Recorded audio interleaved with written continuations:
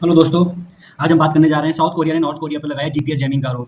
और ये GPS jamming क्या होती है, इसके बारे में हम जानते हैं। जीपीएस जैमिंग एक उपकरण के द्वारा, यदि जो सैटेलाइट से आ रहे सिग्नल है, जैसे कि यहाँ से सैटेलाइट से आ रहा है कोई भी सिग्नल, और ये आपके जैमर लगा हुआ है, इसने भी अपना सिग्नल यहाँ से भेजा और यहाँ से जो आ रहे हैं सिग्नल, इस सिग्नल की जो इसकी फ्रीक्वेंसी है, इस फ्रीक्वेंसी को चेंज कर देता है, जिस कारण से जो एक्चुअल लोकेशन होती है किसी भी जगह की या प्लेस की, वो डिस्टर्ब हो जाती है।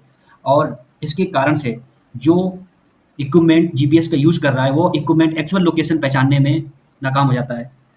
जैसे ये कैसे कार्य करता है, रेडियो सिग्नल ट्रांसमिशन को अवरुद्ध या बाधित करने के लिए फ्रीक्वेंसी ट्रांसमिशन इक्विपमेंट का इस्तेमाल किया जाता है। जैसे कि हमने उसमें प्रीवियस में देखा कि ये इसका यूज़ कर रहे हैं हम लोग, ये आपका फ्रीक्वेंसी जनरेट कर रहा है। और ये फ्रीक्वेंसी इतनी स्ट्रांग है कि जो जीपीएस अपने सैटेलाइट से फ्रीक्वेंसी आ रही है, उसको डिस्टर्ब कर दे रहा है। करेक्ट है?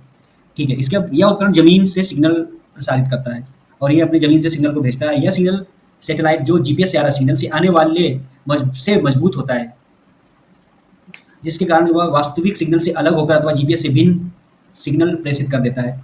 और जिसके कारण से हमारे जो भी इक्विपमेंट जीपीएस का यूज़ कर रहे हैं, वो एग्जैक्ट चीज़ों को ट्रेस नहीं कर पाते, एग्जैक्ट उसकी लोकेशन क्या है, जिसके कारण से कई एरोप्लेन आपस में टकरा सकते हैं। कई एरोप्लेन उनको लैंड होना है, जैसे मान लो दिल्ली में, तो वो लैंड हो जाएंगे जाके इस्लामाबाद में। ऐसी इस टाइप से कंडीशन हो जाती है। और इसका ना नेविगेशन में भी इसका बहुत ही बुरा, मतलब कि इसका प्रभाव पड़ता है। मान लो कि पनडुब्बी आपके आनी है केरला के किसी पोर्ट पर, लेकिन वो चली जाके श्रीलंका के किसी पोर्ट पे, तो ये बेसिकली जीपीएस का बहुत, मतलब कि मिसयूज एक प्रकार से हो सकता है।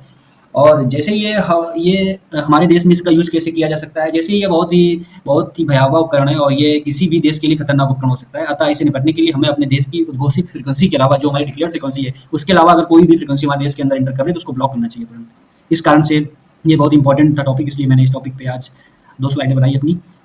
आई होप आपको अच्छा लगा होगा। Thank you.